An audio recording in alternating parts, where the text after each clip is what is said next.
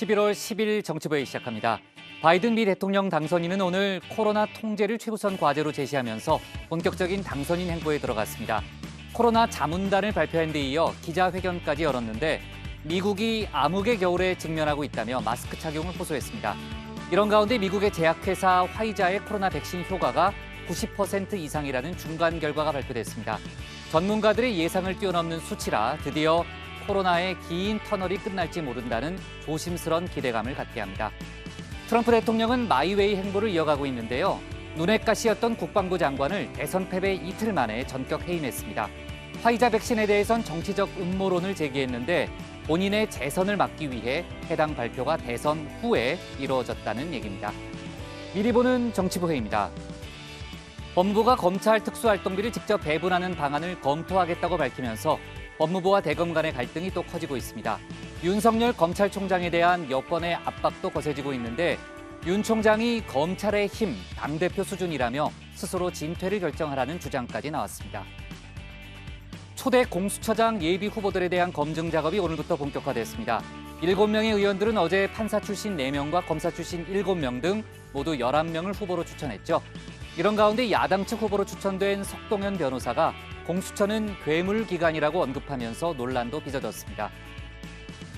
일본을 방문 중인 박지원 국정원장이 조금 전 총리 관저에서 스가 일본 총리를 만났습니다.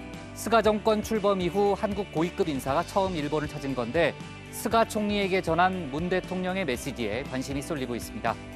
오늘도 다룰 뉴스 많습니다. 내려가서 본격적으로 정치부회의의 문을 열겠습니다.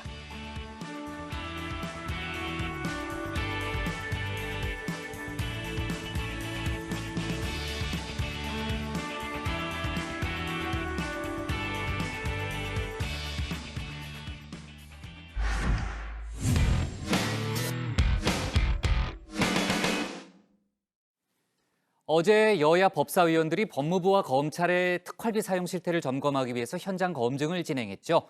하지만 같은 자료를 보고 여당은 윤석열 검찰총장이, 야당은 추미애 장관이 자료를 내놓지 않고 있다고 주장을 했고요.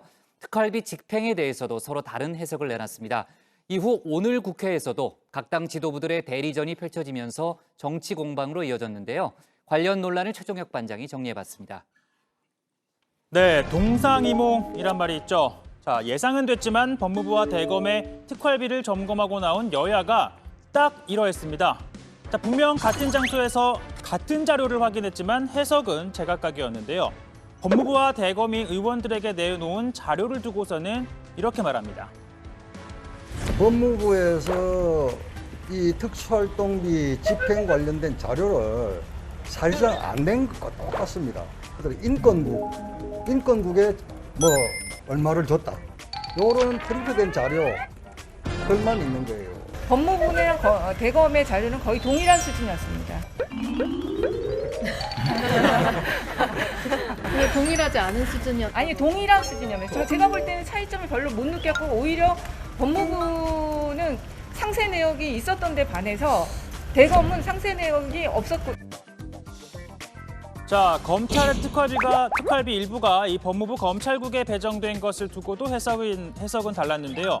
자, 국민의힘은 수사나 첩보 활동을 하지 않는 검찰국에 특활비 약 10억 원이 배정된 사실을 확인했다며 쌈짓돈처럼 사용될 소지가 있으니 점검을 해봐야 한다라고 요구했습니다. 반면 민주당은요, 추미애 장관이 직접 특활비를 쓰지 않았다라는 점을 강조했고 이후 법무부도 추 장관은 예년과 달리 검찰 특활비를 사용한 적이 없다고 밝혔습니다. 자, 그러자 국민의힘은 이렇게 주장합니다.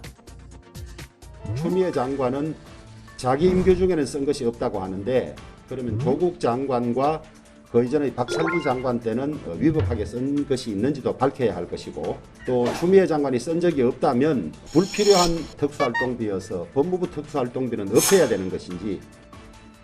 자, 그리고 어제 현장 점검에서는 추미애 장관이 국회에 나와서 중앙지검에는 특활비를 내려보내지 않아서 수사팀이 굉장히 고충을 겪고 있다 하는 일선의 얘기가 들리고 있습니다.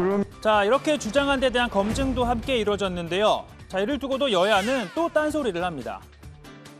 충분한 오해의 소지는 있었다고 생각합니다. 총액 기준으로 작년 대비 올해 특수활동비가 절반으로 줄었습니다. 서울중앙지검이 현안 사건이 없대요. 거의 없대요. 현안 사건이 그렇게 많지 않기 때문에 특수활동비가 전년 대비해서는 조금 줄었다. 지금도 여전히 서울중앙지검에 가장 많은 사건들이 있다는 것은 다 아실 것이라고 생각을 하고요. 그럼에도 불구하고 전년 대비 절반으로 줄었다. 절반은 액수가. 아니죠. 그러니까 절반은 지금까지 집행된 건 정확하게 절반입니다. 지금까지 집행된 절반이죠. 그게- 액수까지 제가 얘기할까요? 정확히. 그게 절반에밖에 집행이 되지 퍼센테이지로 않았습니다. 보면은 그런 퍼센테이지로 보면 상황에서는 16% 정도는 유지가 되고 있는데 그런 상황에서는 자, 그리고 여야는요, 또 일부 특활비가 본래의 목적과 다르게 사용되고 있다는 데에 대한 문제의식은 여야 할 것 없이 가지고 있긴 합니다. 자, 이에 각종 대책을 마련하자라는 입장인데 다만 또 미묘하게 다릅니다. 자, 민주당은 현재 국회가 내년도 예산안을 심사하고 있으니 이 불필요한 특활비는 삭감하겠다라고 했지만 국민의힘은 자, 이참에 이 특활비를 받아가는 모든 정부 부처에 대해 조사를 해보자라는 입장입니다. 예. 아직도 특활비가 진짜 특수수사 활동을 쓰이는 쪽으로 정확하게 집행되기보다는 어떤 부서나 기관 운영 비용으로 쓰는 경우가 있지 않는가 그런 의심이 많이 들고 실제로 그런 것 같아서 이번 예산 아마 심사할 때 그 부분은 정리해야 될 것 같고 이 정부 내에 있는 수많은 특수활동비를 좀 더 정밀하게 들여다보고 정비할 필요가 있다. 그런 생각이 듭니다. 국정조사라든지 특위를 만들어서라도 이 정부의 특수활동비 전체를 다시 점검해 볼 필요가 있다. 이렇게 생각을 합니다.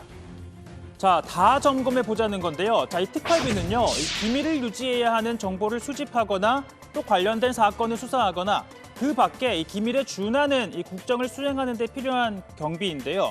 자, 이러한 목적만 보자면 잘 떠오르죠. 통상 이 경찰과 검찰, 국정원 등에서만 사용한다라고 생각할 수 있을 텐데 꼭 그렇지는 않습니다.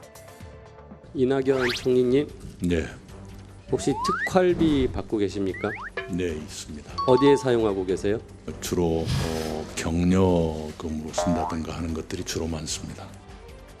네, 특활비 이렇게도 쓰이고 있고요. 또 정부 부처에도 앞서 들은 것처럼 특활비가 배정이 됩니다.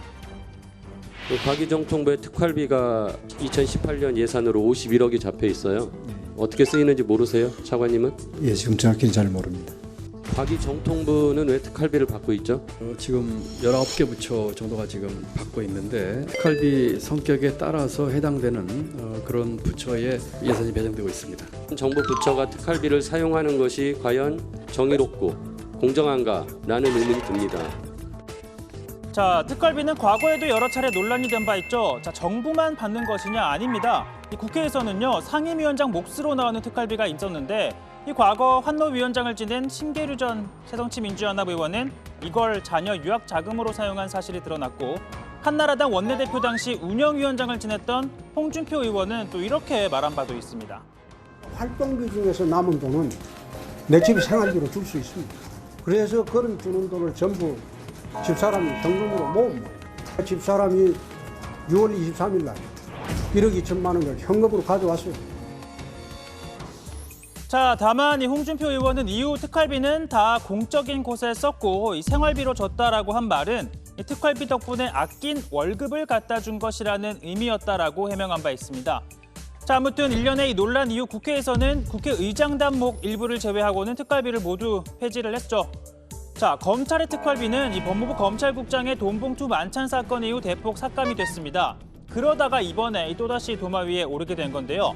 자, 법적으로 검찰의 예산 편성권은 법무부가 가지고 있습니다. 다만 이 특활비는 수사의 특수성을 감안해 이렇게 관례적으로 검찰총장에게 위임해 왔는데요. 자, 법무부는 이걸 직접 일선 검찰청에 특활비를 배분하는 방안을 검토할 수 있다라고 법사위에 보고한 것으로 전해집니다. 그러니까 검찰총장에게 위임하지 않고 법무부가 직접 관리하겠다는 건데요.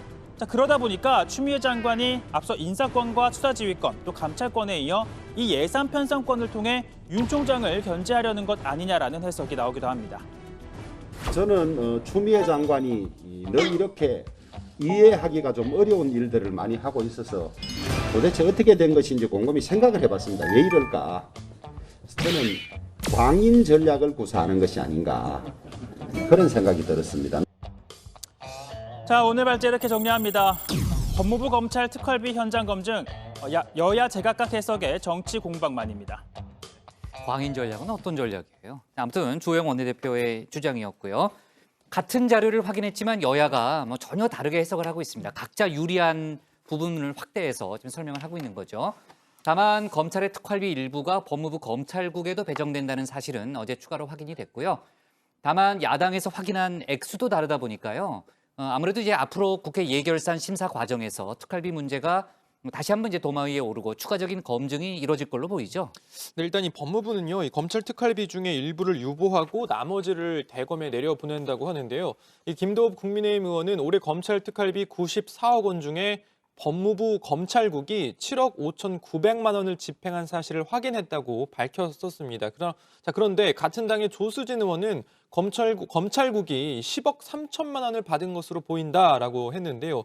이 조수진 의원은 법무부 특활비가 고무줄처럼 왔다 갔다 한 것이라면서 정확히 투명하게 집행했다면 모든 자료가 일치했을 것이다라고 주장을 했습니다. 자, 여당에서도 일단은 목적에 맞지 않는 특활비 집행에 대해서는 바로 잡아야 한다 이런 지적이 나왔는데요. 송기현 민주당 의원은 수사를 하지 않는 법무부 검찰국의 검사들과 이 대검 검사들에게 지급됐다는 건 특활비 목적과 맞지 않는 것이라면서 예산 심사 과정에서 정리하겠다는 뜻을 밝혔습니다. 네, 여야 간의 이견차가 상당히 크고요.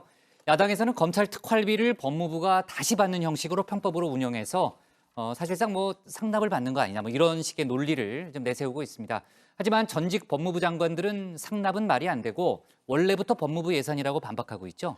네, 그렇습니다. 국민의힘에선 검찰에 배정된 특활비를 법무부가 다시 가져와 편법으로 쓰고 있다면서 국정원 특활비 상납 사건과 다를 것이 없다 이렇게 주장을 했습니다.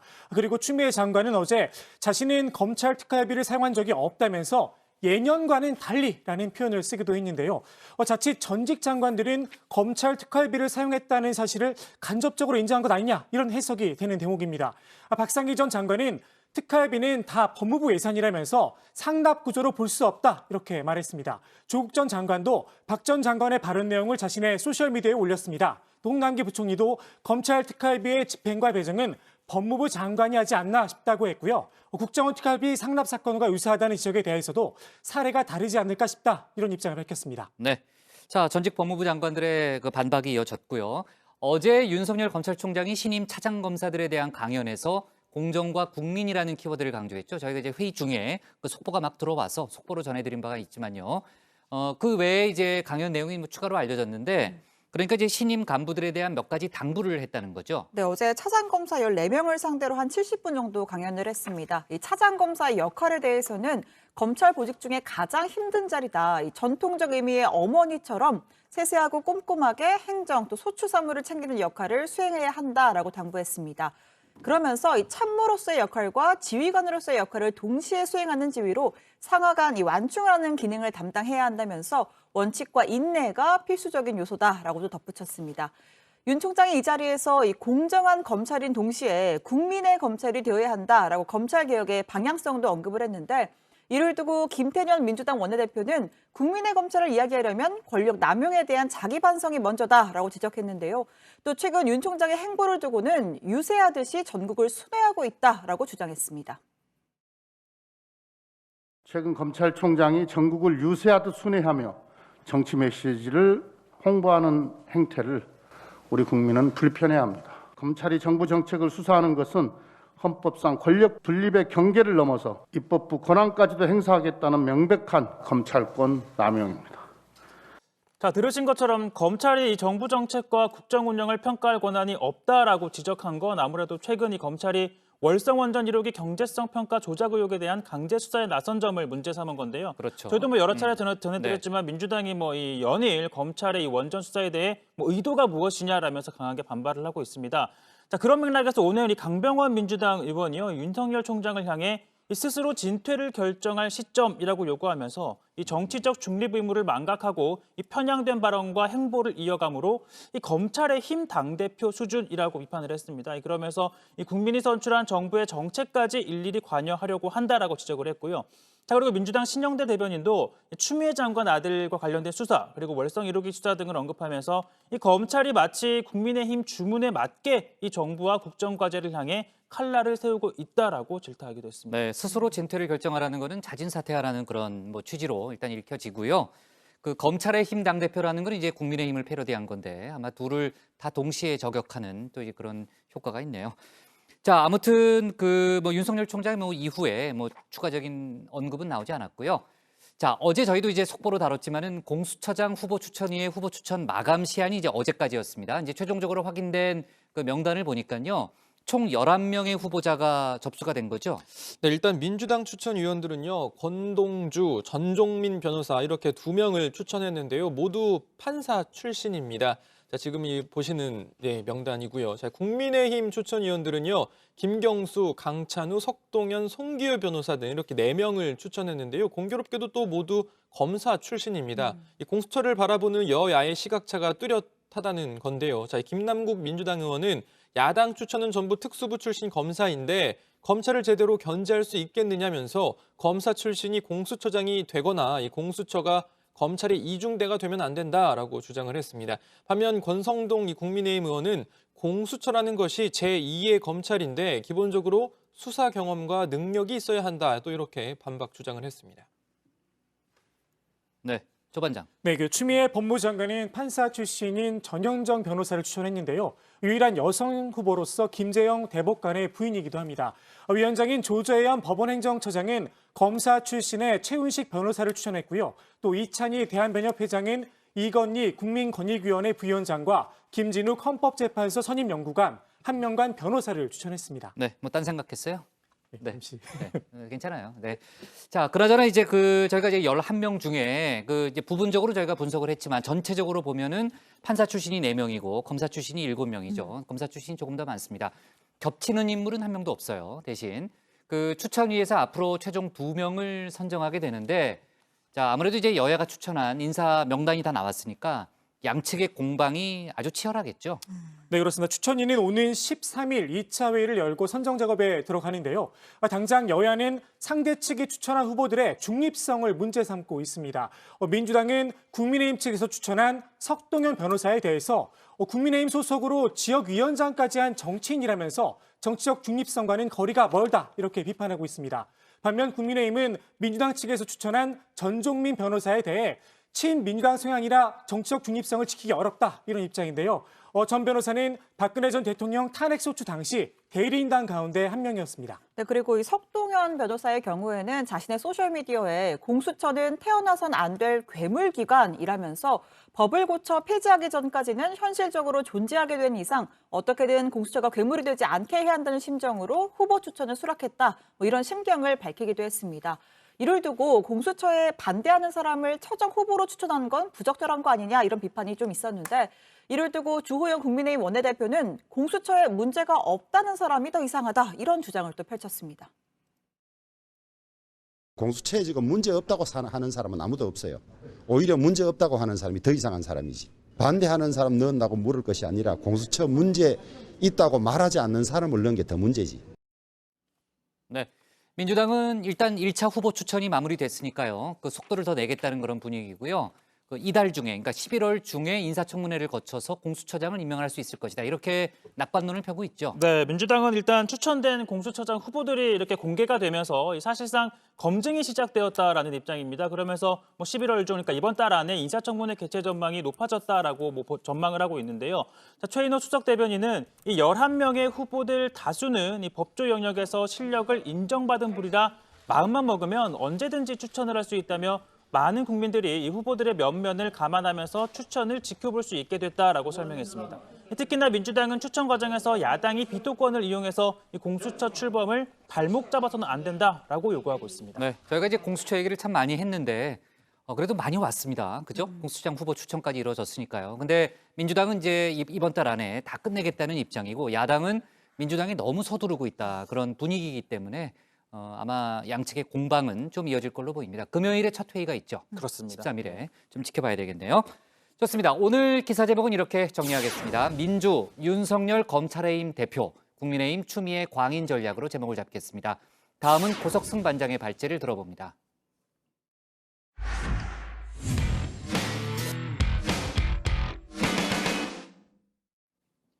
바이든 미국 대통령 당선인이 승리 선언 이후 국정운영 인수 준비에 본격적으로 나섰습니다. 바이든의 첫 행보는 코로나19 대응이었습니다. 바이든은 코로나 자문단을 꾸리고 대국민 연설을 통해 우리 모두를 위해 마스크를 착용해달라고 부탁했습니다. 고반장 발제에서 미국 대선 관련 소식 자세하게 짚어보겠습니다.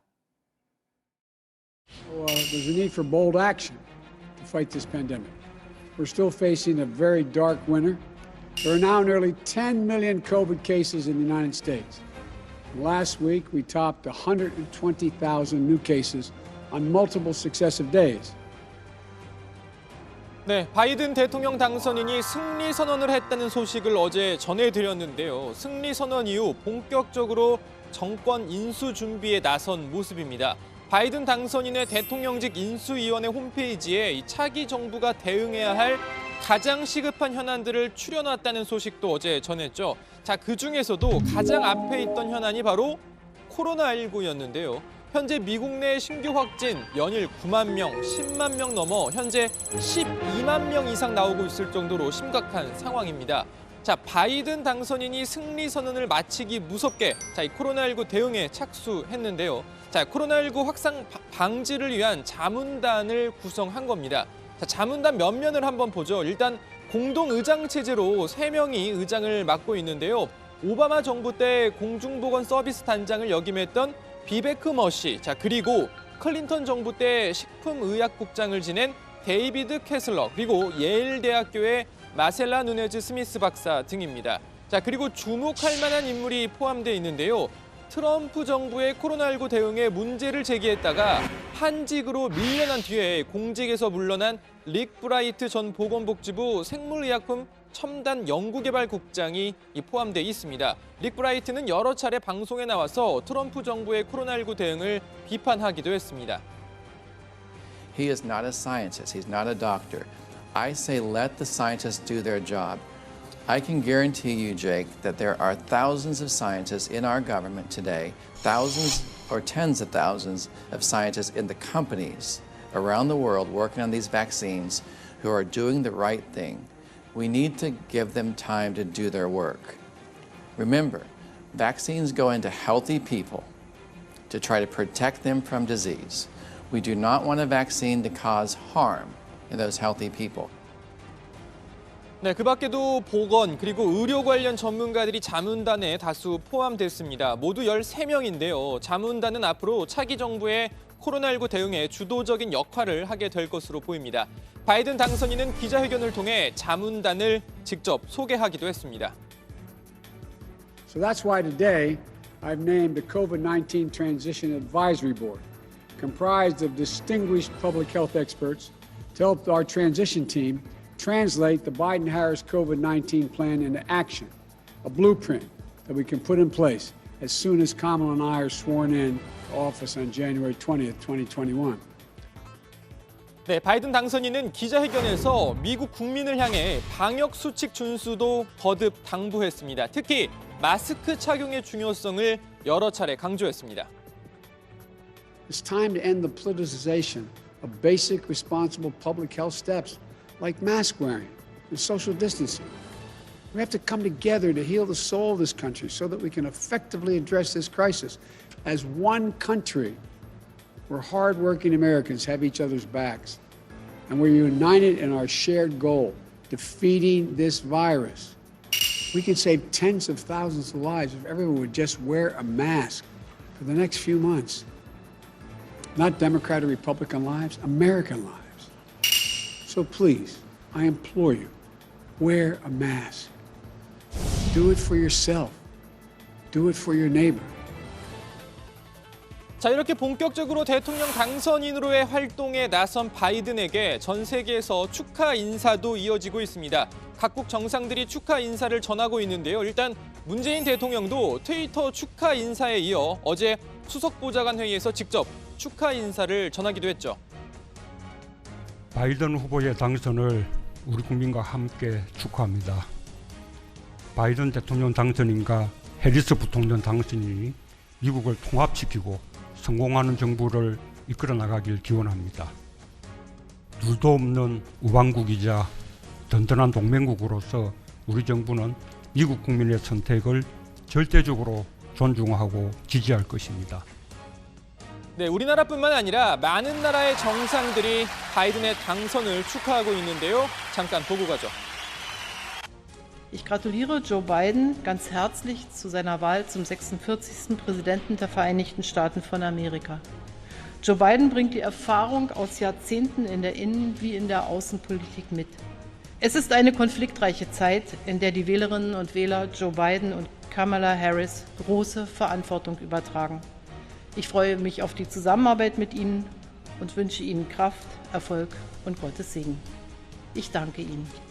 I really congratulate President-elect Biden and Kamala Harris, who's I think going to be the first. I know is going to be the first ever female vice president of the United States. And yes, this country's had a good relationship with the White House over the last few years, but it's had a good relationship with the White House for many years. And I've no doubt that we will continue to have a very strong, very close relationship with our American friends. We congratulate President-elect Joe Biden and Vice President-elect Kamala Harris, and we look forward to working with his administration very closely. We need to reimagine leadership built on mutual trust and mutual accountability to end the pandemic and address the fundamental inequalities that lie at the root of so many of the world's problems. 네, 이렇게 각국 정상들과 또 국제기구 수장들이 잇따라 이 축하 인사를 건네고 있는 상황이지만 정작 꼭 나와야 할 축하 인사는 아직도 소식이 없습니다. 바로 이겁니다. A little while ago, I had the honor of calling Senator Barack Obama to congratulate him, please, to congratulate him on being elected the next president of the country that we both love. I have just called President Obama to congratulate him on his victory. His supporters and his campaign also deserve congratulations. Donald Trump is going to be our president. We owe him an open mind and the chance to lead. 네, 바로 이 보신 것처럼 패자의 승복 연설입니다. 이 패배의 아픔은 당연히 말로 다 할 수 없겠지만 패자는 이렇게 패배 연설을 통해 승자에게 축하 인사를 건네는 게 나름의 미국 대선 전통이었습니다. 자, 그런데 이번 선거는 좀 다르죠. 현재 승자는 나왔지만 아직 패자가 없습니다. 트럼프 대통령은 여전히 선거 불복 주장을 이어가고 있습니다. 트위터를 통해 부정선거 주장을 굽히지 않고 있는 건데요. 자, 이런 상황에서 깜짝 놀랄 소식도 전해졌습니다. 트럼프 대통령이 마크 에스퍼 국방장관을 전격 해임한 겁니다. 자, 그리고 국가 대테러센터장인 크리스토퍼 밀러를 후임으로 지명했습니다. 물론 이 소식도 트위터를 통해 공개됐죠. 나는 매우 존경받는 크리스토퍼 밀러 국가대 테러센터장을 국방부 장관 대행으로 발표하게 되어 기쁩니다. 즉시 효력을 발휘하게 될 것입니다. 크리스토퍼는 잘 해낼 겁니다. 마크 에스퍼의 임기는 종료됐습니다. 마크 에스퍼의 봉사에 감사합니다. 네, 만약 정상적으로 선거 승복이 이루어지고 대통령직 인수 작업이 진행되는 상황이라면 장관 교체, 특히 이 나라의 안보를 책임지고 있는 국방장관 교체는 상상하기 힘든 일인데요. 자, 일각에선 자신의 승리를 주장하고 있는 트럼프 대통령이 앞으로도 교체 인사를 이어갈 가능성이 크다는 분석 나오고 있습니다. 선거 전에서처럼 전국을 돌며 대규모로 이른바 부정선거 규탄 집회를 열 가능성이 있다는 이야기도 나오고 있습니다. 자, 미국 언론에선 마크 에스퍼의 해임이 알려진 오늘부터 차기 대통령 취임식까지를 두고 아주 거친 72일의 시작이라고 평가하기도 했습니다. 자, 차기 정부가 들어서기까지 험난한 나날이 이어질 것으로 보고 있는 겁니다. 미국 대선 관련 이야기는 들어가서 좀 더 해보죠. 일단 오늘 발제 이렇게 정리합니다. 코로나19 본격 대응 나선 바이든, 국방장관 해임한 트럼프. 네, 트럼프 대통령이 대선 패배 이틀 만에 국방장관을 전격 해임했습니다. 트위터로요. 조금 전에 이제 얘기했지만 그 고반장의 얘기대로 앞으로 72일이요? 예. 뭔 일이 있을지 모르겠네요. 그렇죠? 네. 자, 그리고 이제 그 내년 바이든 당선인이 취임할 때까지 뭐 국정 인수인 게 뭐 거의 안 될 거로 보여지고요.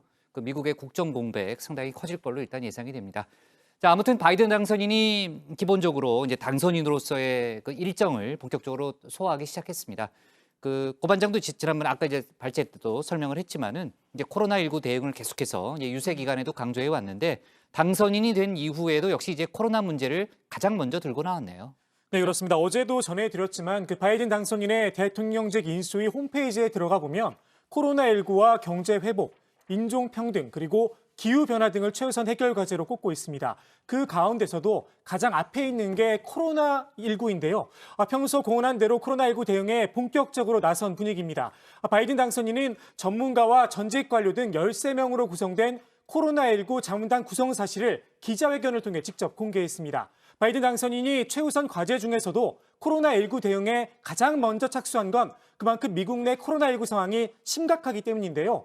어제만 해도 하루에 12만 명이 넘는 신규 확진자가 미국에서 나왔습니다. 이미 누적 환자는 1,000만 명이 넘어서서 사실상 미국인 100명 가운데 3명이 코로나19에 걸린 셈입니다. 하루 신규 확진자가 12만 명이라고 하면 정말 엄청나네요. 지금 누적 사망자가 24만 명이 넘었고요. 현재도 이제 하루에 600명 넘게 사망하고 있는 그런 상황입니다. 바이든 당선인이 오늘 그 기자회견에서 한 연설을 아까 지켜보니까요. 마스크 착용을 계속 강조하더라고요. 그렇습니다. 바이든 당선인은 기자회견에서 마스크 착용과 사회적 거리 두기를 거듭 당부했는데요. 특히 이 마스크 착용에 대해서는요. 직접 자신이 착용하고 나온 마스크를 손에 쥐고 들어 보이면서 마스크의 중요성을 강조하기도 했습니다. 이 바이든은 당분간 모든 사람들이 마스크를 쓴다면 우리는 수만 명의 생명을 구할 수 있다라고 하면서 마스크 착용은 정치적 주장이 아니다. 나라를 하나로 끌고 가는 것을 시작하는 좋은 방법이다. 이렇게 말했습니다. 그러면서 코로나19 확산을 막기 위해 우리가 할 수 있는 가장 효과적인 방법은 여전히 마스크를 착용하는 것이다라고 말했습니다. 네, 바이든 당선인이 조만간 또 우리나라 사례를 또 얘기할 수도 있겠네요. 네, 트럼프 대통령은 약간 또 비꼬듯이 우리나라 사례를 또 인용한 적도 있잖아요. 자, 아무튼 이제 본격적으로 대통령 당선인으로서의 역할에 나섰다 이렇게 볼 수 있는데, 자, 아까도 얘기했지만요, 뭐 국방장관도 막 해임하고 국정 인수인계 작업이 제대로 진행되지 않을 가능성이 높죠. 네, 지금 트럼프 대통령이 뭐 자신의 패배를 인정하지 않고 오히려 이번 선거가 뭐 부정선거다 이렇게 주장을 계속하고 있습니다. 인수위 업무를 지원해야 할 미국 연방 조달청이 바이든의 대통령 당선을 인정하지 않으면서 인수위 출범에 차질을 빚고 있다는 건데요. 1963년 제정된 대통령직 인수인계법에 따라 연방 조달청이 대통령 당선을 인정하면 그 이후에 인수위원회가 이 조달청의 지원을 받아서 업무를 시작하는 시스템입니다. 이 트럼프 대통령이 임명한 에밀리 머피 조달청장이 여전히 인수위 지원 업무 승인을 거부하고 있는 상황이라고 합니다.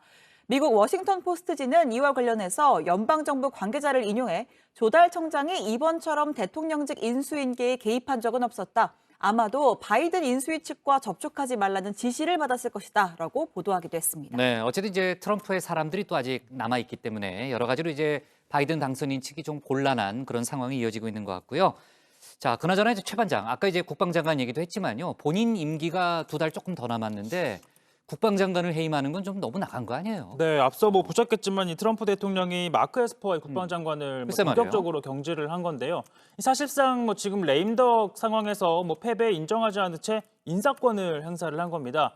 자, 트럼프 대통령은 트위터를 통해서 아주 존경받는 크리스토퍼 밀러 이 대테러 센터장이 국방장관 대행이 될 거라는 걸 발표하게 돼 기쁘다. 이 즉각 효력이 발생한다라고 전했는데요. 자, 그러면서 이 마크 에스퍼는 해임이 됐다. 나는 그의 공직에 감사하고 싶다라고 전했습니다. 근데 에스퍼 장관은 예스맨이라는 별명이 있을 정도로 트럼프 대통령에 대한 그 일종의 충성파아니었어요? 사실 이 에스퍼 장관의 전임이었던 누구죠? 매티스 장관. 매티스 네. 장관의 경우 이 트럼프 대통령과 사상권 좀 마찰을 빚다가 사임을 했었잖아요. 신반장이 아주 발제 많이 했어요. 네, 그 이후에 이제 에스퍼가 임명이 됐는데 이 취임 초기만 해도 말씀대로 뭐 이 예스퍼라고 불릴 정도로 이 트럼프의 예스맨으로 불렸습니다. 그러다가 지난 6월 초 인종차별 반대 시위 진압에 군을 동원하려는 이 트럼프 대통령의 명령에 반발하면서 뭐 일종의 뭐 트럼프의 눈밖에 났다라고 이런 평가를 받았죠. 지난 7월 트럼프 대통령이 옹호해온 이 남부 연합기의 이 국내 사용을 사실상 금지한 것도 또 경질 이유로 꼽히기도 합니다. 네, 정권 인수를 중심으로 안정적 국가 안보 유지가 중요한 시점에 국방장관을 견제한 것을 두고 우려가 나오고 있습니다. 이미 지난 6일 보니글리 국제개발처 부처장이 해임되면서 이른바 비충성파에 대한 숙청이 시작하는 것 아니냐 이런 분석이 나온 바 있는데요. 마크 에스퍼 장관까지 해임되면서 트럼프 대통령이 공개적으로 불만을 표해온 크리스토퍼 레이 FBI 국장 등이 다음 타깃이 될 거다 이런 얘기도 나오고 있습니다. 제가 보기에는 뭐 국방장관 해임시켰으니까 줄줄이 이어질 것 같은데요. 지금 분위기대로라면. 자, 에스퍼 장관이 추가로 이야기를 했습니다. 트럼프와의 싸움을 택한 것을 후회하지 않는다. 뭐 이런 맥락이죠. 네, 뭐 언론 인터뷰에서 한 말인데요. 뭐 인터뷰 자체는 닷새 전에 있었다고 합니다. 그런데 해당 내용이 해임 사실이 공개된 직후 전해진 건데요. 그러니까 이미 뭐 트럼프 정부 내에서는 최소한 뭐 지난주부터 해임이 기정사실화됐다라고 볼 수도 있는 대목이긴 본인이 합니다. 좀 감을 잡고 있었던 모양이네요. 뭐 당장 저만 해도 그렇죠? 국장이 저 나가라 그런다고 하신다면 네. 뭐 좀 이렇게 준비는 하고. 최 반장은 예스맨이 아니니까 늘 준비해야죠. 네, 그런 준비는 늘 하고 있습니다. 네, 예. 그렇죠. 그러니까 본인도 마크 에스퍼 장관도 뭐 그런 낌새는 좀 눈치채지 않았을까 싶은데 닷새 전에 이 해당 인터뷰에서 이 트럼프 대통령에 대한 자신의 이 반발에 대한 솔직한 심정을 털어놨는데요. 자, 에스퍼 장관은 이 국방부의 수장으로서 트럼프 대통령과의 싸움을 선택했고 후회하지 않는다. 그것을 감수할 수 있다라고 밝혔습니다. 그러면서 내 후임이 진짜 예스맨일 것이다. 그러니까 그동안 자신한테 예스맨이라는 별명이 붙은 걸 좀 이렇게 지적한 걸로 보이는데요. 그런 다음에는 신이 우리를 도울 것이다라고 말했습니다. 그러니까 나는 아무것도 아니다. 내 뒤에 오는 사람이 진짜 예스맨이나 그런 얘기군요. 그런 식으로 해석이 되죠. 네, 아주 뭐 혼란스러운 그런 상황이고 지금 공화당 내부에서도 대선 승복 여부를 놓고 의견이 갈리고 있다는 얘기를 어제 저희가 했고 계속해서 관련 속보가 많이 나와 있습니다. 하지만 공화당 상원 원내대표하고요 펜스 부통령은 트럼프 쪽에 힘을 또 실어주는 그런 모양새라면서요. 네, 사실 이 펜스 부통령이 한동안 공개 행보를 자제하면서 글쎄 말이야, 어제 잠적했다고 저희가 그렇습니다. 얘기했었는데. 잠적 이런 설까지 보도가 되면서 이 트럼프 대통령의 선거 불복에서 발을 빼는 거 아니냐라는 뭐 분석까지 나왔었는데요. 자, 펜스 부통령이 자신의 트위터를 통해서 트럼프를 지지하는 입장문을 냈습니다. 펜스 부통령은 끝날 때까지 끝난 게 아니다. 뭐 요기베라 이야기죠. 자, 그러면서 이건 끝나지 않았다라고 하면서 트럼프 대통령은 우리를 위해 싸우는 것을 멈추지 않았고 우리는 모든 합법적인 투표가 집계될 때까지 계속 싸울 것이다라고 밝혔습니다. 자, 그리고 미치 맥코널 공화당 상원 원내대표도 모든 합법적인 투표용지가 집계돼야 하며 불법적인 투표용지는 집계돼서는 안 되며 그 과정은 투명해야 한다라면서 이 트럼프 대통령의 주장에 동조하는 듯한 입장을 냈습니다. 네, 미치 맥코널 공화당 상원 원내대표의 입장이 상당히 중요하다는 그런 보도가 많았는데 일단은 트럼프 대통령을 설득하는 것보다는 좀 동조하는 듯한 그런 발언을 했군요. 네, 좀 지켜봐야 되겠네요. 자, 지금 이제 외신들 보도대로요. 차기 대통령 취임식까지 정말 아주 거친 70여일이 될 가능성이 높아 보입니다. 자, 상당히 이제 미국이 혼란스러운 그런 와중인데 강경화 외교부 장관이 지금 미국에 가 있다는 얘기를 어제 했잖아요. 폼페이오 장관을 만났습니다. 어제 외교장관 회담이 있었죠? 네, 그렇습니다. 강경화 외교부 장관과 또 마이크 폼페이오 미국 국무부 장관이 현지 시간으로 어제 오찬을 겸한 회담을 갖고요. 이 한미 동맹과 한반도 문제에 대한 논의를 이어갔습니다. 이 두 장관은 굳건한 한미 동맹을 바탕으로 한미 관계의 발전과 한반도 평화 프로세스 진전을 위한 노력을 지속해 나가야 한다는 데 의견을 같이 하고 또 우리 외교 당국 간 각급에서 소통과 협의를 계속하기로 했습니다. 미국 국무부는요.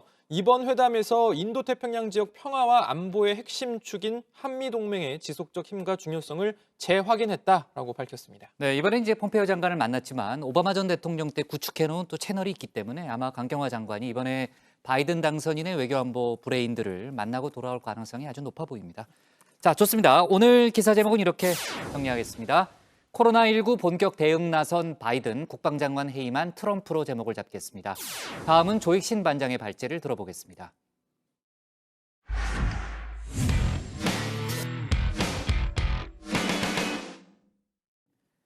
내년에 치러지는 4월 재보궐선거, 이제 5개월도 채 남지 않았는데요. 여야는 당내 선거기구를 띄우고 본격적인 후보 선출 준비에 들어갔습니다. 민주당은 가장 도덕적인 후보, 보수 야권은 시민 후보를 공천하겠다는 보관인데요. 관련 내용을 조익신 반장이 정리해봤습니다.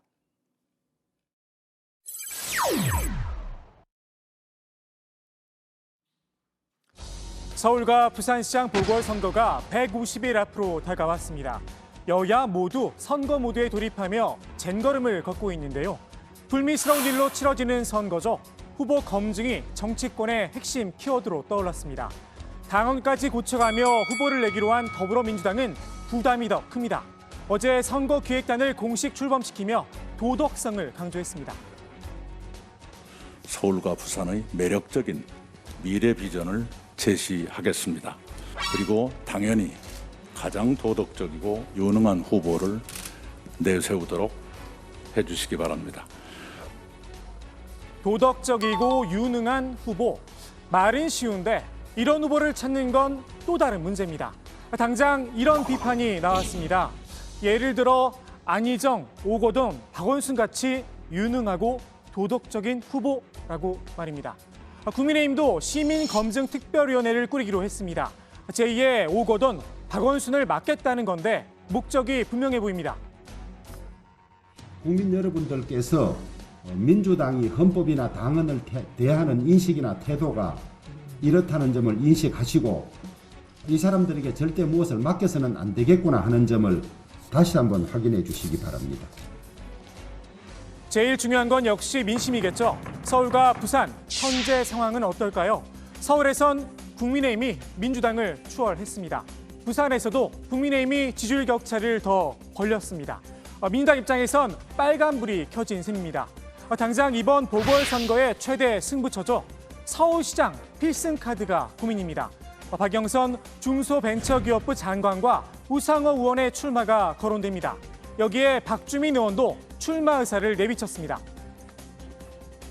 지금 뭐 여러분들이 저한테 이야기도 해주시고 또 권유도 해주시고 뭐 그래서 고민하고 있어요. 고민하고 있는데 아직 결심을 하거나 그런 상태는 아니고요. 특별히 뭐 준비하고 있다. 네, 그 뜻은 관심이 있다고 들립니다. 뭐 완전히 관심 없다. 뭐 이렇게 말씀드리기는 어렵겠죠. 서울시장 출마설에 더 큰 그림을 내놓은 분도 있습니다. 바로 박용진 의원입니다.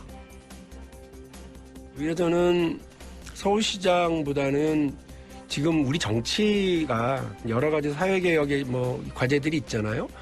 우리 정치가 제일 늦어요. 재벌 대기업들이 이미 40대들이 임원진, 사장단 다 차지하기 시작했고 그렇죠. 네. 그래서 이들이 활력을 만들어가고 있고 재벌 총수들도 이제 다 어쨌든 새로운 세대 교체를 이뤘거든요. 저는 우리 정치권도 빨리 세대 교체를 통한 시대 교체 만들어가야 된다고 생각하고 71년생 박용진, 올해 49살인데요. 과거 DJ와 YS가 대권에 도전하며 기치로 내걸었던 40대 기술론을 들고 나온 겁니다.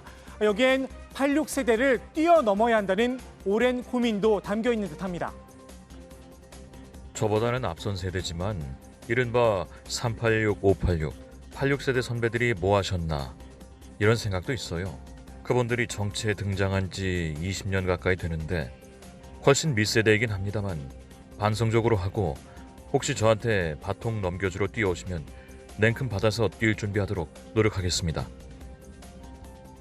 국민의힘도 마땅한 서울시장 후보가 없기는 마찬가지입니다. 당 내부의 인물이 부족하다 보니 당 밖으로 시선을 돌렸습니다. 100% 시민 여론조사 예비 경선. 외부 인사들이 경선 전에 뛰어들 수 있도록 룰을 다듬고 있습니다. 이른바 시민 후보를 만들어 보겠다는 구상입니다. 진영 간의 싸움이 아니고 네 편 내 편 있는 싸움이 아니고 오로지 서울 시민만 바라보는 그런 선거를 향해서 국민의힘은 서울 시민이 원하는 그런 후보를 낼 것입니다. 문제는 간판입니다. 국민의힘 이름 아래 새 인물들이 모이겠느냐는 겁니다. 때문에 한 단계가 더 필요하다는 지적입니다. 가장 오픈된 개방형 경선 방식을 치르고 그 국민의힘에 선출된 단일 후보와 바깥에 있는 안철수 그렇죠. 대표든 금태섭 의원든 제2차 단일화를 한번 한다는 그렇죠. 지금 그렇죠. 구상이거든요. 이 빈틈을 국민의당 안철수 대표가 파고들었습니다. 역시 시민 후보를 내세웠지만 결은 다릅니다. 야권 전체의 혁신 플랫폼을 제안한 것도 더 이상 이대로는 야권의 장래도 대한민국의 장래도 없다는 고심 끝에 내린 결론이었습니다. 단순히 반문연대, 반민주당 연대가 아니라 대한민국 변화와 혁신의 비전을 생산하고 실천할 수 있는 개혁연대, 미래연대, 국민연대가 필요합니다. 야권을 새롭게 재편해 시민 후보를 내자는 겁니다. 안 대표의 제안에 국민의힘 지도부 반응은 시큰둥합니다. 우리 당이 뭐 어느 한 정치인이 밖에서 무슨 소리 한다고 거기에 그냥 뭐 휩쓸리거나 그럴 정당이 아니라는 걸 내가 분명히 얘기를 해요. 국민의당 의석 3석의 미니 정당이죠. 안 대표를 한 정치인으로 취급한 겁니다. 야권을 재편하더라도 그 중심축은 국민의힘에 있다는 걸 강조한 듯합니다. 자의원에도 만유 인력의 법칙, 중립의 법칙이 있고 한데 이게 103석에 지금 제1야당하고 3석에 이제 국민의당이 있는데 예, 그걸 합치는 방법이 1대1은 안 되겠죠. 그리고 이제 사실 그런 논의가 있을 수도 없고요. 하지만 국민의힘 103명 의원들의 모두 같은 마음은 아닌 듯합니다. 조경태, 장제원 의원은 안 대표의 제안을 고민해볼 필요가 있다 힘을 실었습니다. 여도 야도 결국 이길 수 있는 후보를 찾는 게 최우선이겠죠. 백마탄 초인이 등장하길 기대하고 있는지도 모르겠습니다.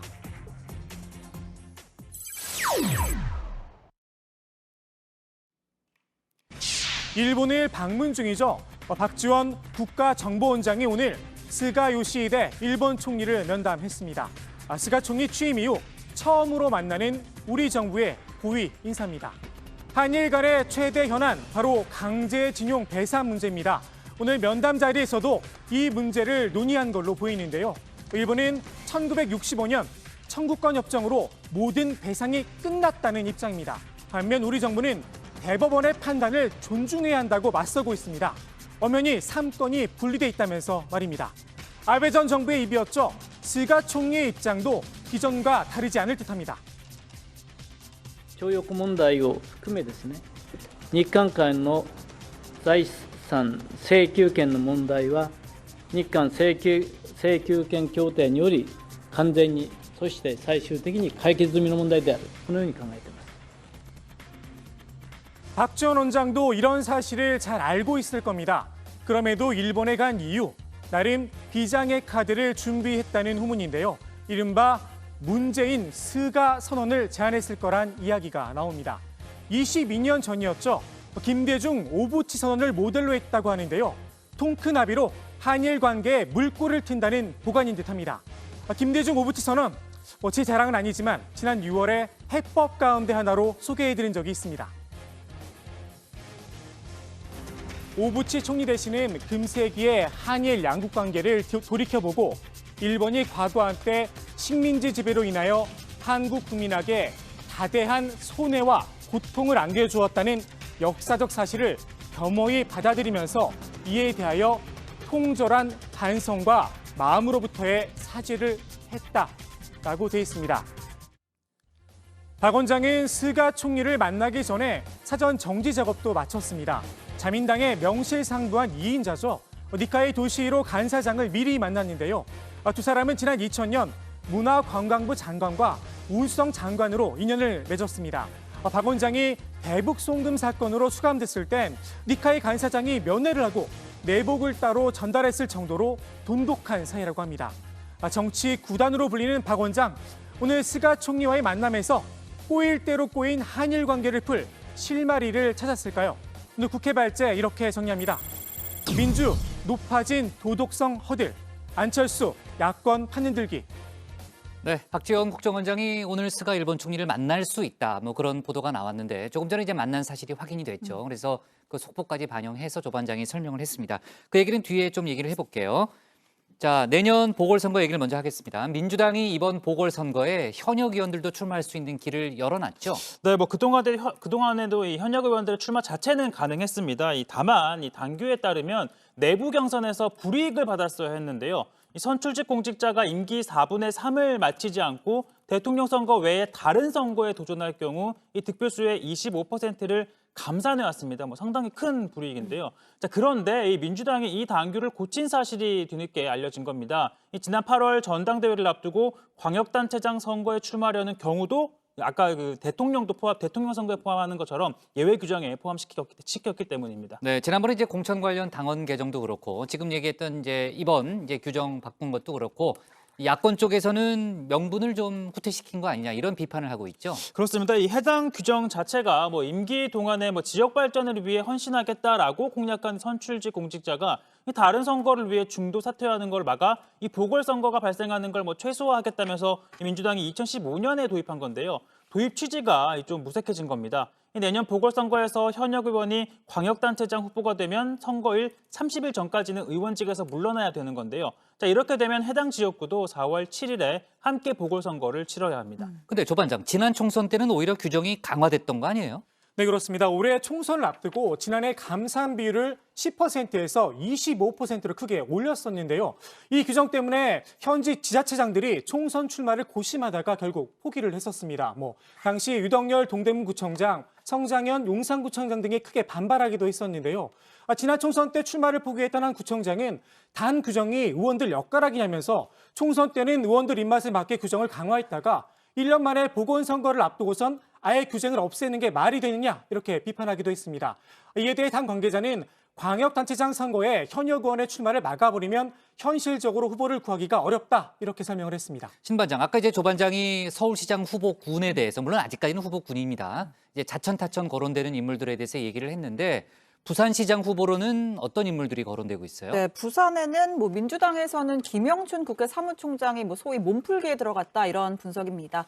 김 총장은 최근 부산 지역 민주당 의원들을 만나서 이 출마의 뜻을 밝히기도 했다고 하는데요. 지역 현안인 이 가덕도 신공항 건설에 힘을 싣기도 했습니다. 또 다른 유력 주자죠. 이 김혜영 전 최고위원은 언론 접촉을 최소화하고 있는데 이 최종 결심을 앞두고 장고에 들어간 모습입니다. 이 밖에도 이 박인영 전 부산시의회 의장과 4.15 총선 때 부산 북강서 을에 출마했었던 최지은 당 국제대변인 등도 후보군으로 거론되고 있습니다. 네, 국민의힘에서는 벌써 자천타천 출마 의사를 밝힌 인사가 줄잡아 10여 명에 그렇게나 이른다고 많아요? 합니다. 예, 네. 이 박민식 전 의원이 지난 9일 출마 선언을 했고요.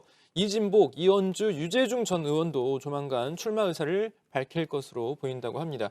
박형준 전 의원은 이르면 이달 말에, 또 서병수 의원은 정기국회가 끝나면 뛰어들 것이다, 이런 또 예측도 나오고 있습니다. 본인은 이번 부산시장 선거에 나서지 않겠다는 뜻을 밝혔지만 김무성 전 의원의 출마 여부, 또 여전히 이 국민의힘 내부에선 가장 큰 변수로 꼽히고 있는데요. 당내 기반이 약한 김종인 이 비대위원장이 김 전 의원을 고리로 당 장악과 인물난 해소에 나설 수 있다, 이런 관측도 나오고 있다고 합니다. 자, 이에 대해서 이 김 전 의원 측은 상황이 달라진 것이 없다라는 입장입니다. 네. 자, 오늘 박지원 국정원장이 스가 총리를 만났죠. 지금 이제 한일 관계가 최악이기 때문에 어쨌든 최고위급 인사 중에 한 명이 지금 이제 일본 총리를 만났다는 건 상당히 의미가 있어 보입니다. 자, 그 얘기 조금 이따 좀 다시 한번 해보고, 일본 미쓰비시 중공업의 국내 자산을 현금화하기 위한 법적 절차가 지금 진행 중이잖아요.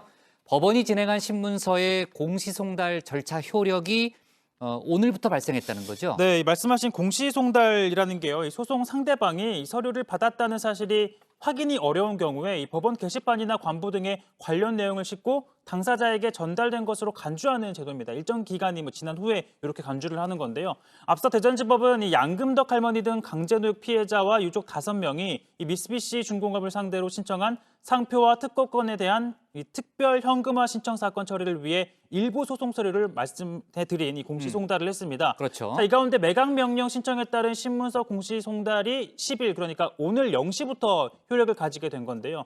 자, 피해자 측 변호인은 이 미쓰비시 중공업 측에서 이 법원에 별다른 답을 주지 않은 것으로 한다며 이 언제까지 집행 결과를 기다릴 수만은 없는 상황이다라고 말했습니다. 네, 공시송달의 효력이 오늘부터 발생을 한 거고, 미쓰비시 중공업 측에서 입장이 나온 거 있어요? 일단 관련해서는 일본 언론의 보도가 있었는데요. 자, 미쓰비시 중공업은 당사의 의견서를 제출할 예정이라며 이 한일 청구권 협정에 의해 완전하고 최종적으로 해결돼 어떠한 주장도 할 수 없게 됐다고 이해하고 있다라는 입장을 내놨습니다. 네, 자, 그러니까 이번 효력 발생, 그러니까 오늘부터 효력이 발생했기 때문에 법원이 매각 명령을 내릴 수 있는 기본적인 법적 근거가 마련됐다, 이렇게 보면 되는 거죠?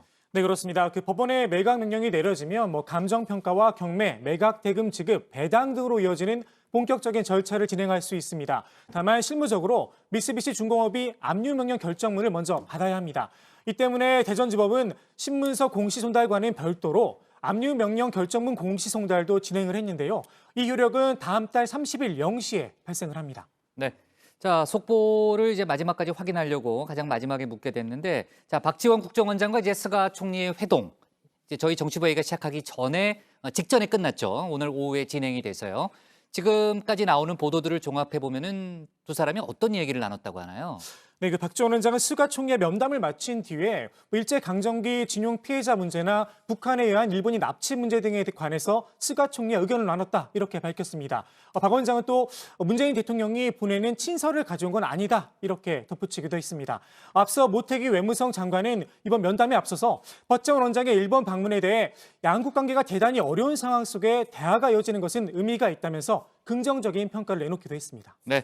자, 강제징용 재판하고 또 이제 일본 수출 규제 조치 등으로 인해서 지금 정말 한일 관계가 최악인 상황에서 뭔가 이제 돌파구를 찾으려는 노력으로 보이는데 이제 문 대통령의 친서를 전달하진 않았다는 게 이제 박지원 국정원장의 입장이긴 하지만 문 대통령의 메시지를 구두로 전달했을 가능성은 매우 높겠죠. 그래서 뭐 어떤 대답을 들었을지 앞으로 이제 추후 나오는 속보들을 좀 저희가 보면 좀 알 수 있을 걸로 보입니다. 좋습니다. 오늘 국회 발제 이렇게 정리하겠습니다. 민주 높아진 도덕성 허들, 안철수 야권 판 흔들기로 제목을 잡겠습니다. 다음은 신혜원 반장의 발제를 들어보겠습니다.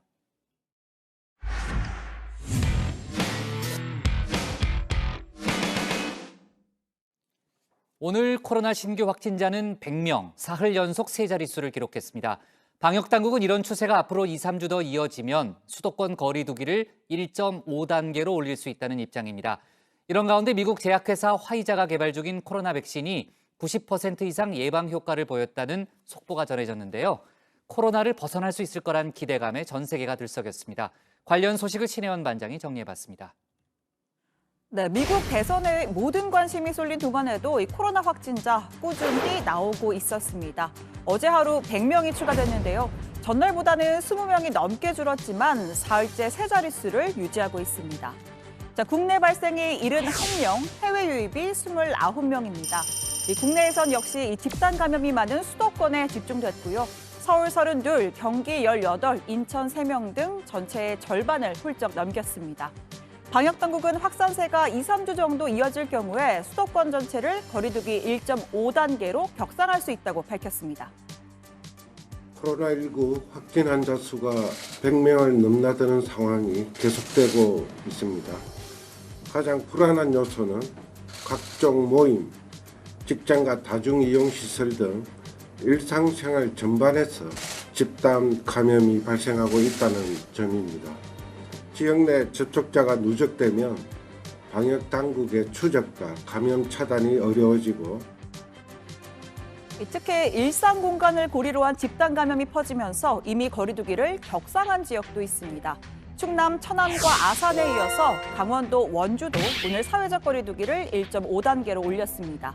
이 지역 내 의료기기 판매업체와 관련한 환자가 20명 가까이 늘어난 탓입니다.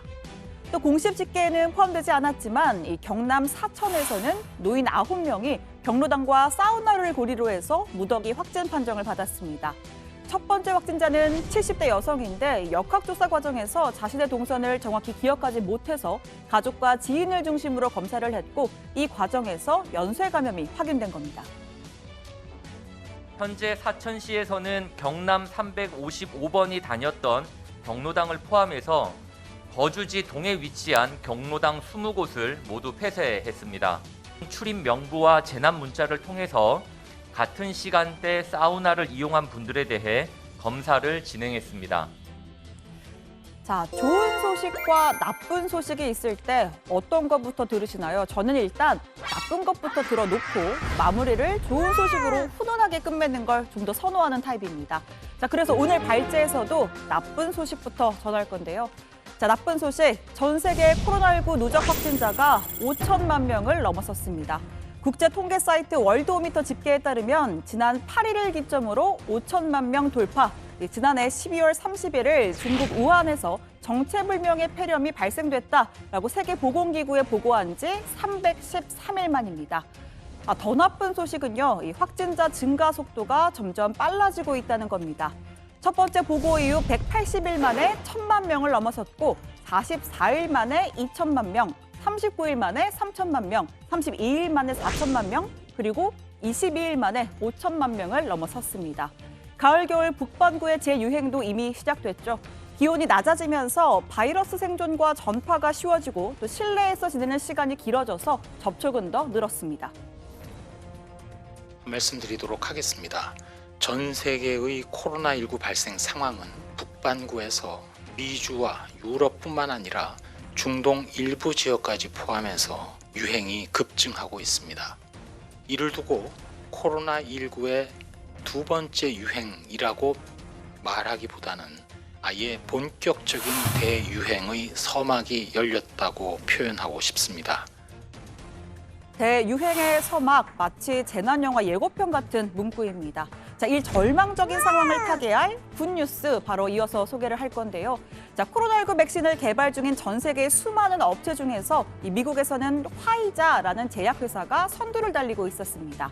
이 화이자가 백신 3상 임상시험 참가자 94명을 분석한 결과 예방률이 90%를 넘는 것으로 나타났다라고 밝혔습니다. 일반 독감 백신의 예방률이 한 50에서 60% 정도니까 기대를 훌쩍 뛰어넘는 숫자인데요. 물론 이건 중간평가 결과이고 아직 임상 참가자가 4만 명 넘게 남아 있어서 수치는 바뀔 수가 있습니다. 해당 백신은 총 2번의 접종을 해야 하는데 처음 투여할 때는 28일 뒤에, 두 번째 투여할 때는 7일 뒤에 각각 보호 효과가 나타났다고 합니다. I think that likely, based on impact, that will be the greatest medical advance in the last 100 years, if you think about it, right? 90% is a game changer. 90%, now you are hoping to have a tool in your war against this pandemic that could be significantly effective. 화이자는 연말까지 2천만 명분의 백신을 제조할 수 있다라고 밝혔습니다. 안정성 검사를 한 뒤에 당장 다음 주쯤 미국 식품의약품 FDA의 긴급 사용 승인을 신청할 방침입니다. 자, 이 속도라면 내년 상반기 중에는 상용화도 가능해 보이고 우리나라 국민의 접종 시기는 내년 하반기쯤 가능할 것으로도 전망이 나오고 있습니다. 오늘 화이자의 발표로 가장 들뜬 나라 미국인데요. 자, 미국은 코로나19 최대 피해국으로 전 세계 확진자의 20%, 사망자의 19%를 차지했습니다. 조만간 예전처럼 경제 활동을 할 수 있을 거란 기대감에 뉴욕 증시는 다우지수가 4% 넘게, 또 S&P 500은 3% 가까이 오르는 등 일제히 폭등했습니다. 코로나 혼란을 수습해야 할 차기 대통령, 이 바이든 당선인의 표정도 상당히 밝아 보이죠.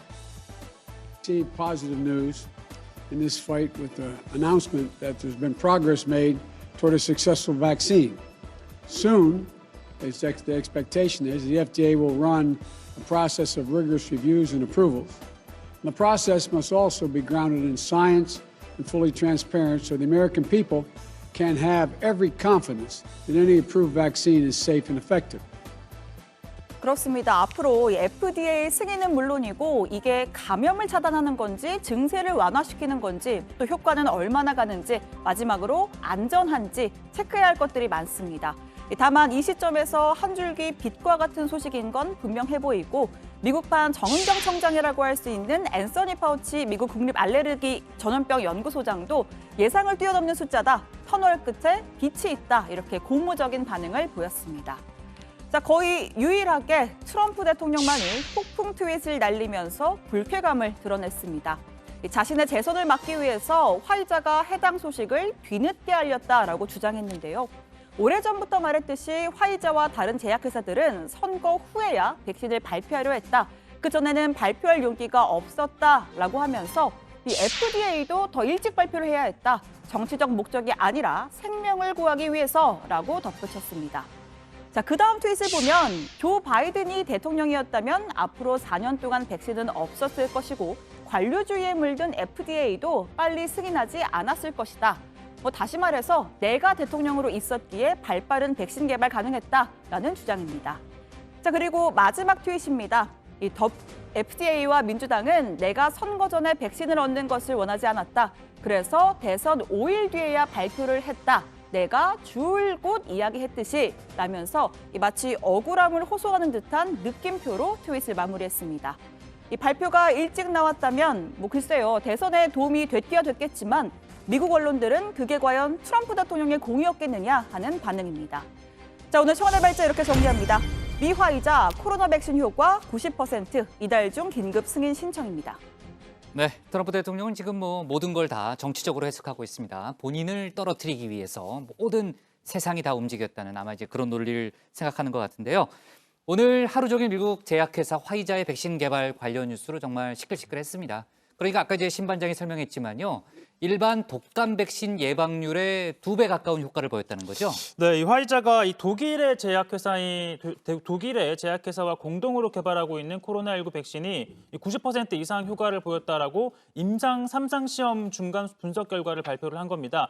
이 3상 시험에는 전 세계 5개국 4만 3천 명이 참가 중인데요. 자, 이 중 확진자 94명을 분석한 중간 결과라고 합니다. 말씀하신 대로 90% 이상의 효과는 일반 독감 백신의 2배에 가까운 것인데요. 93% 효과를 보이는 홍역 백신만큼 예방 효과가 강력한 것이라고 합니다. 자, 화이자는 백신 안전에 대한 데이터를 점검한 다음에 11월 셋째 주 미 식품의약국에 긴급 사용을 신청할 방침입니다. 조금 전에 이제 신 반장이 소개했지만요. 앤서니 파우치 전염병 연구소 소장이 터널 끝에 빛이 있다, 이런 표현을 썼잖아요. 아무튼 좀 기대감을 부추기는 그런 좀 결과인 건 분명한데 효과도 중요하지만 역시 이제 안전성이 핵심이잖아요, 신 반장. 부작용이 있다면 사람들이 맞는 걸 꺼려할 수밖에 없잖아요. 그래서 여론조사를 해보니까 백신이 개발돼도 당장은 맞지 않겠다. 그렇죠, 이런 많았죠. 응답이 나오기도 네. 했었죠. 네. 일단 이 제약회사인 화이자 측은 현재까지 심각한 안전 우려는 관찰되지 않았다면서 몇 주 안에 이 백신의 안정성과 효과에 관한 추가 데이터를 공개하겠다라고 했습니다. 미국 정부와 과학계는 안정성과 효능이 확보되면 내년 상반기쯤 이 화이자의 백신 등 코로나 백신 상용화가 될 것으로 기대하고 있고요. 현재 미국 코로나 확진자가 1,000만 명 넘어섰습니다. 또 24만 명 이상이 또 사망을 한 상황이고요. 이 백신은 올해 말까지 약 2천만 명가량을 접종할 수 있는 분량이 제조될 전망이라고 합니다. As a vaccine, it's more than 90% effective, which is extraordinary and will play a major role in what the outcome of this is going to be. Help is on the way with a vaccine. We need to hang on. We know there's light at the end of the tunnel, but that doesn't mean that we're going to give up the important public health measures that we continually still have to do every single day. 이 발언이었군요. 터널의 끝에 빛이 있다는 걸 알고 있다, 그런 얘기고. 조 반장, 국내에서는 언제쯤 사용이 가능할 걸로 일단 전망이 되나요? 네, 일단 엘버트 블라 화이자 CEO는 누가 백신을 접종받을지는 화이자의 몫이 아니라고 생각한다면서 그 결정은 각 국가의 보건당국, 미국의 경우에는 각 주의 보건당국이 결정할 일이다, 이렇게 입장을 밝혔습니다. 하지만 아무래도 미국 내 상황이 좀 심각하다 보니까 미국에서 어느 정도 상용화된 뒤에 국내로 들어올 가능성이 높아 보입니다. 네, 우리 보건당국은요, 이 화이자의 이 발표가 고무적이라면서도 기대는 섣부르다, 이렇게 평가를 했습니다. 일단 현재까지의 발표는 연구 과정의 일부라는 겁니다. 손영래 중앙사고수습본부 전략기획반장은 단정적으로 효과가 좋다고 기대하기는 섣부르다는 감이 있다면서 임상 3상이 완료되고 미국 식품의약국 승인을 받은 뒤에 공급망을 갖춰서 백신을 생산해야 하는 데다가 각국이 백신을 구매해서 단계적으로 접종을 시키는 데까지는 꽤 시간이 걸리는 일이다, 이렇게 설명을 했습니다. 식약처도 비슷한 입장을 내놨습니다. 중간 결과는 긍정적으로 보이나 동 결과는 중간 결과이고 현재 미국, 브라질 등 6개국에서 임상 3상 시험이 진행 중입니다. 그렇게 되면 최종 임상 결과를 종합적으로 보고 효과가 있는지, 안전성에 대한 것, 면역력 지속 기간, 또 고령자에 대한 효과, 이런 것들을 종합적으로 판단할 수 있을 것으로 생각합니다. 네. 자, 아까 이제 신 반장 발제에서도 봤지만요. 최 반장, 트럼프 대통령의 반발, 그러니까 정치적인 음모가 있다, 이렇게 좀 반발하는 트럼프 대통령의 주장이 이어지고 있죠. 네, 한마디로 이 화이자가 이 미국 대선이 끝날 때까지 발표를 미루고 있었다라는 주장입니다. 자, 트럼프 대통령은 이 트위터를 통해서 나는 오래전부터 화이자와 다른 회사들이 선거가 끝나고 백신을 발표할 것이라고 말해왔었다라면서 그들은 선거 전에 이 백신을 발표할 용기가 없었기 때문이다라고 적었습니다. 또 오늘 미 식품의약국이 이 코로나 치료제 일라이릴리를 긴급 승인한 걸 두고도 좀 생소한 용어를 더듬었는데요. 자, 이걸 이제 긴급 승인한 걸 두고도 약간 중국어처럼 발음했어요, 지금요. 예, 알았어요. 네, 긴급 승인한 걸 두고도 FDA도 일찍 발표를 했어야 했다. 이 정치적 목적이 아니라 생명을 구하기 위해서라고 또 폭풍 트윗을 보냈습니다. 자, 그러면서 이 바이든이 대통령이었다면 앞으로 4년 동안 이 백신을 접종받지 못했을 것이라면서 미국 제약회사의 백신 개발이 가능했던 건 내가 이 대통령으로 있었기 때문이라는 취지의 주장을 이어갔습니다. 그러니까 이제 백신 개발은 트럼프 행정부의 공이고 또 넓게 보면 이제 본인의 공인데 그걸 대선 전에 발표하면은 민주당이 뭐 당연히 불리해지니까 의도적으로 발표를 대선 후로 미뤘다는 게 이제 트럼프 대통령의 주장인 거네요. 그렇습니다. 또 이어진 트위터 내용을 보면요. 내가 대선에서 승리하는 걸 FDA와 민주당이 원하지 않았기 때문에 이번 발표가 대선 5일 뒤에야 나왔고 이런 시나리오는 내가 누차 말해왔던 것이다. 뭐 이렇게 주장하기도 했습니다. 하지만 이 화이자를 비롯한 제약회사들은 이런 주장과 선을 긋고 있는데요. 이 화이자와 독일 동업회사죠. 바이오엔테크가 미국 정부로부터 자금 지원을 받은 건 전무하다는 겁니다. 이 미국 정부가 지난 4월부터 코로나 백신 개발 기간을 대폭 줄이기 위한 집중 지원 프로그램, 초고속 작전이라는 걸 운영 중인데 이번 기업들은 이 수혜 대상이 아니었다는 겁니다. 정작 자금 지원을 한 건 독일 정부라고 하고요. 한 5천억 원 정도를 지원했다고 합니다. 그러니까 이제 그 정치적 목적으로 대선 이후로 미뤘다는 것도 말이 안 되지만 트럼프 행정부의 공도 아니라는 거네요. 지금 얘기 들어보니까. 자, 좋습니다. 우리가 이제 며칠 국회 소식을 못 다뤘는데 지금 국회 각 상임위원회에서요, 조반장, 내년도 예산안 심사가 계속 진행 중인 상황이죠? 네, 그렇습니다. 아까 뭐 예결위 상황은 그 영어 발음에 강한 문의만 그렇죠. 됐으면 최 반장이 네. 잘 정리를 해줬고요. 네. 그거 말고 요즘 상임위 하나가 굉장히 시끄러웠습니다. 그래요? 어디 얘기하는 거예요? 여가위가 굉장히 시끄러웠는데요. 오늘 여가위 얘기하는 거죠? 전체회의가 시작되자마자 한 10분 만에 정의가 됐습니다. 아, 그래요? 무슨 일이 있었는데요? 그러니까 이정옥 외과부 장관의 반론이 논란이 된 건데요. 이 장관은 지난 5일 열린 국회 예결위 회의에서 박원순 오거돈 전 시장의 선풍력으로 치러지는 내년 서울과 부산시장 보궐선거에 대해서 국민 전체가 성인지 감성에 대해서 집단 학습을 할 기회다 이렇게 이야기를 했다 큰 논란이 됐는데요. 오늘 여가위에서 이 장관이 들어서자마자 여야할 것 없이 의사진행 발언 신청을 해서 이 장관을 질타했습니다. 직접 성추행이 성교육을 학습할 기회라면 그러면 음주치사는 음주운전 방지를 학습할 기회입니까? 살인은 생명 존중을 학습할 기회입니까? 자, 장관 발언에 대해 피해자들은 지금 절규하고 있습니다. 여가부 전체 1조 2천억의 예산을 심의하는데 장관과는 저희가 도저히 심사를 진행할 수 없다고 생각을 합니다. 하지만 그 이후에 여성가족부 장관으로서 피해 여성의 일상 회복을 위해서 책임지는 모습이 전혀 보이지 않고 있다. 이렇게 보는 시각이 큽니다. 그거에 대해서는 사실은 좀 책임 있는 자세를 좀 보여주시기를 다시 한번 이 자리를 그래서 촉구드리고요.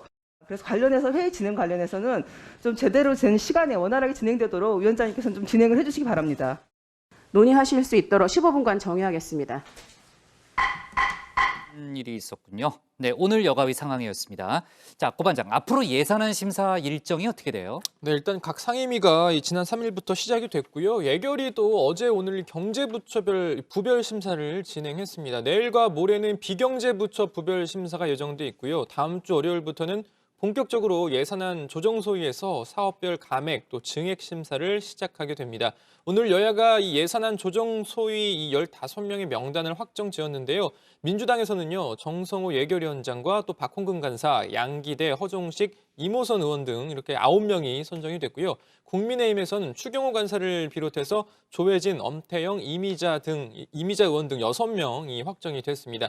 역대 최대 규모인 내년도 예산안의 이 여야 간 최대 쟁점은 21조 3천억 원이 편성돼 있는 한국판 뉴딜 예산입니다. 네.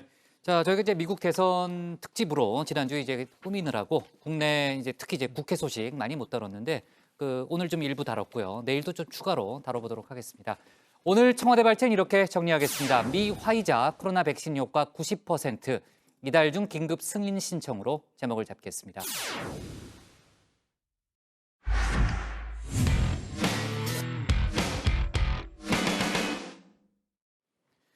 오늘 저희가 고른 한 컷은 전태일 묘역 찾은 노동부 장관 50년 만입니다. 오는 금요일 전태일 열사의 50번째 기일을 앞두고 이재갑 노동부 장관이 묘역을 찾았습니다. 정부 노동부처 수장의 방문, 놀랍게도 이번이 처음인데요. 당시 전태일 열사가 분신하기 전 노동청에 진정서를 넣기도 했는데 이렇게 반세기가 흘러서 만나게 된 겁니다. 1970년에 저임금지대 지뢰바치던 평화시장은 여전히 곳곳에 존재하고 있고요. 법 밖에서 위험하게 일하는 전태일도 많은 게 현실이죠. 내 죽음을 헛되이 하지 말라. 근로기준법을 준수하라. 50년 전 그의 외침 지금 들어도 선명합니다. 묘역을 나올 때 이 장관은 노동 존중 사회 실현을 약속했는데요. 부디 무거운 책임감을 갖고 임해줬으면 합니다. 오늘 정치부에는 여기까지입니다. 저희는 내일 오후 5시에 다시 찾아뵙겠습니다. 네, 수고했습니다. 고맙습니다. 국회 상황 좀 챙겨야 되겠네요. 아까 고반장이 제가- 미국 대선은 계속 체크해요. 알겠습니다. 네. 19112가 아니라 19112. 19112, 19112가 맞다.